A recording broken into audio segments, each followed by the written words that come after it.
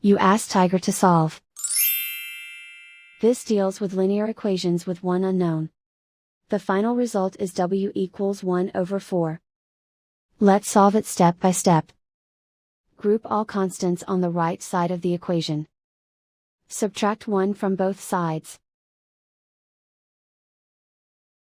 Group like terms. Simplify the arithmetic.